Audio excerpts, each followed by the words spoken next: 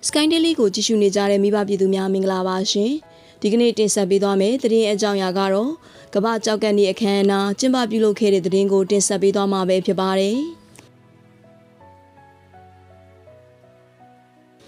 ရန်ကုန်မြို့ပြည်လန်းကန်တာယာအထုကုစေယုံကြီးတွင်ကမ္ဘာကြောက်ကနေ့ World Kidney Day အခမ်းအနားကိုကျန်းမာရေးဆိုင်ရာအထုကုဆရာဝန်ကြီးများ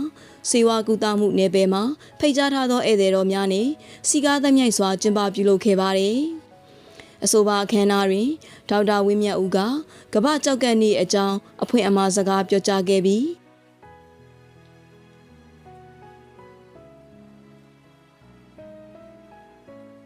းဒေါက်တာအောင်ချမ်းငိမ့်ကကြောက်ကယောဂအကြောင်းတီကောင်းစရာများကိုဆက်လက်ပြောကြားခဲ့ပါတယ်။အခမ်းအနားတွင်ကြောက်ကလူနာများအတွက်သတင်းကောင်းဖြစ်တဲ့ကန်တာယာစေးရုံကြီးတွင်ကြောက်ကအစားထိုးကူတာအောင်မြင်ခြင်းအကြောင်းကိုတော့ဒေါက်တာရဲလင်းထွန်းကရှင်းလင်းပြောကြားခဲ့ပြီးကြောက်ကလူရန်သူ2ဦးအားဂုဏ်ပြုမှတ်တမ်းလာပေးရခဲ့ပါတယ်။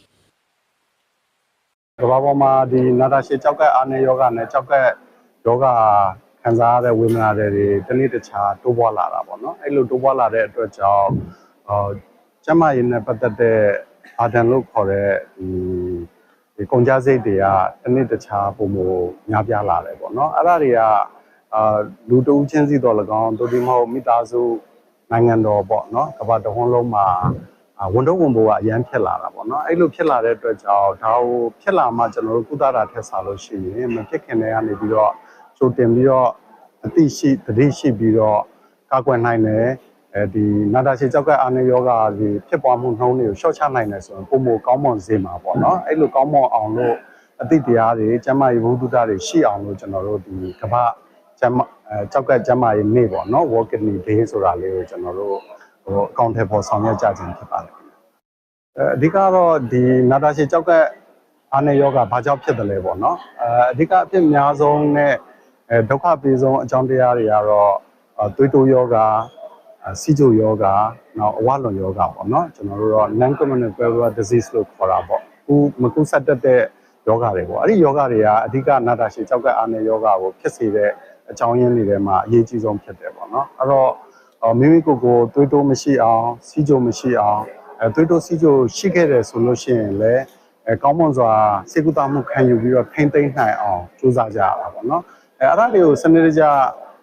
လိုက်ပါဆောင်ရွက်တယ်ဆိုလို့ရှိရင်နာတာရှည်ကြောက်ကအာနေယောဂဖြစ်ပွားတာကိုအတိုင်းအတာလျောက်ကာကွယ်နိုင်တယ်ရှော့ချနိုင်တယ်ပေါ့နော်အဲ့ဒါတွေကတော့ပြောရမယ်ဆိုရင်ဆောင်ရံတွေပေါ့နော်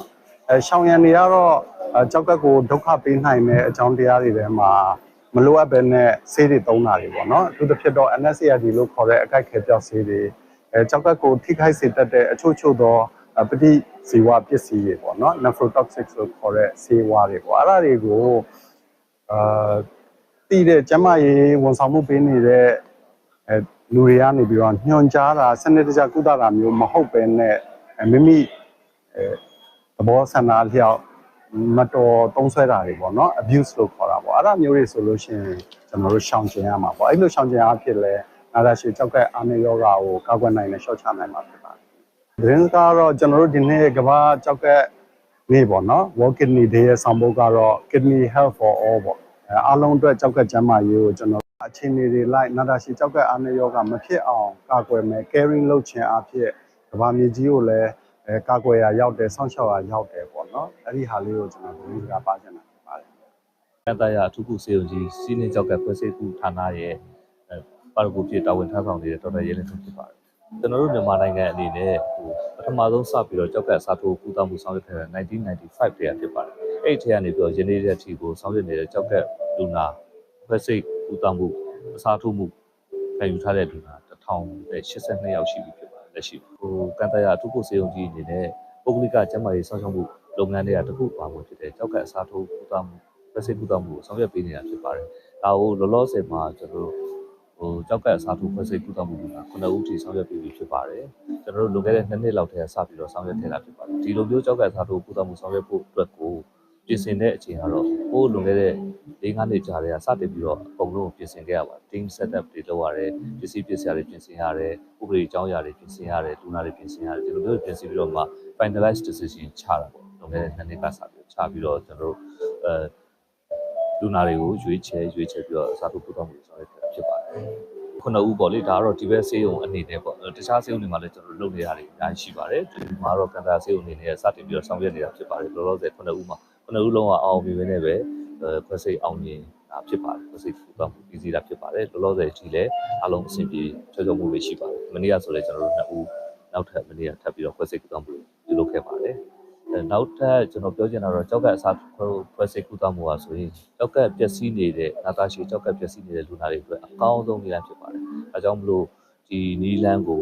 ရွေးချယ်တင်တယ်လို့ကျွန်တော်ယူဆပါတယ်။ကျွန်တော်တို့ကန်တာအထူးကုဆေးရုံကြီးဟာပုဂ္ဂလိကကျန်းမာရေးဆောင်ရှောက်မှုတစ်ခုအနေနဲ့ပြည်သူလူထုအတွင်းမှာကြောက်ကကျန်းမာရေးအကြောင်းကိုအသိပညာပေးခြင်းမိမိတို့ရဲ့ကြောက်ကတစ်စုံကိုကောင်းမွန်စွာတွေဖြစ်လာတဲ့အခါမှာနောက်ဆက်တွဲလူမှုစီးပွားပြဿနာတွေကိုပုံမကြကြပြန့်ပြန့်သိရှိနိုင်အောင်လို့ဒီနေ့အခမ်းအနားကိုကျင်းပရခြင်းဖြစ်ပါတယ်။ကျွန်တော်တို့ကန်တာအထူးကုဆေးရုံကြီးမှာတွေ့ကြုံရှိပြီးတော့ experience ပေါ့နော်တွေ့ကြုံရှိပြီးတော့အရေးချင်းပြည့်မီတဲ့ specialist qualifying specialist team အနေနဲ့ကျွန်တော်တို့ကြောက်ကယောဂအမျိုးမျိုးကိုကုသပေးလျက်ရှိပါတယ်။ဥပမာအဖြစ်ကျွန်တော်တို့ကြောက်ကမှာကြောက်တဲ့ renal stone တွေနောက်ကြောက်ကမှာအရေးအမျိုးမျိုးတဲတဲ့renal cyst တွေ polycystic kidney တွေနောက်ပြီးကြတော့ကြောက်ကကင်ဆာပေါ့နော် renal cell carcinoma တွေကိုခွဲစိတ်ကုသမှုဆောင်ရွက်ပေးလျက်ရှိပါတယ်။နောက်တစ်ခုကတော့နာတာရှည်ကြောက်ကယောဂတွေအတွက်ကြောက်ကစေကျော်သွေးတန်းစင်ခြင်းတွေ hemodialysis တွေကိုဆောင်ရွက်ပေးလျက်ရှိပါတယ်။တကယ်လို့များကြောက်ကလုပ်ငန်းဆောင်တာတွေပျက်စီးပြီးတော့ကြောက်ကကအလုံးမလုံးတော့ဘူးဆိုရင်လည်းကျွန်တော်တို့ကကြောက်ကအစားထိုးခွဲစိတ်ကုသမှုဆောင်ရွက်ပေးတဲ့ renal transplant တွေအထိကျွန်တော်တို့ဆောင်ရွက်ပေးလျက်ရှိပါတယ်